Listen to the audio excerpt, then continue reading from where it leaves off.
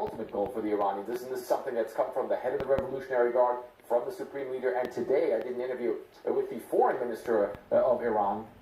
They are all saying what they want and what they think is going to happen is that eventually the U.S. will leave Iran. I think Jawad Zarif was saying today that he thinks it's the beginning of the end of America's presence in Iran. But of course, at this point in time, much too early to tell whether or not this is part of that war. All right, stand by for a moment, Fred. We're just getting a statement from Iran's Islamic Revolutionary Guard Corps saying that it has hit the U.S. Ain al-Assad airbase in Iraq with what they described as tens of missiles. This according to Press TV, an urgent banner on Iranian television. Arwa Damon is in Baghdad for us. What are you hearing over there, Arwa?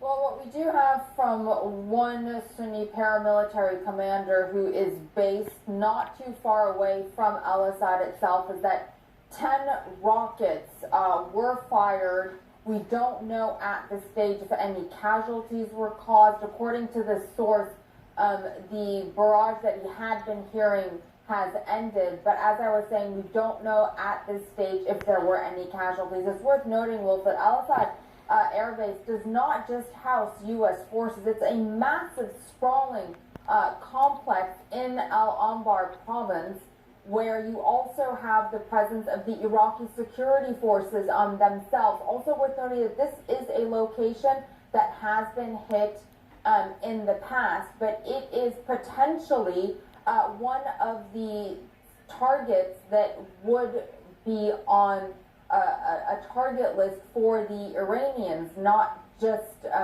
in the sense of what they're able to fire at it in the way that they're saying that they have, but also because of the presence of these Iranian-backed paramilitary forces here. The U.S. military has, if you'll remember, suspended its anti-ISIS operations and its training missions because they wanted to be focusing on force protection. These types of attacks, even though they did take place in the past, though not necessarily in this kind of an intensity or under these kinds of circumstances with the significantly heightened tensions that are taking place right now. It's too soon to tell if this is the beginning of something bigger or if this is just perhaps the testing of the waters to see what kind of a reaction there will be. But most certainly, we have been hearing over the last few nights various different reports of mortars being fired towards the green zone, for example.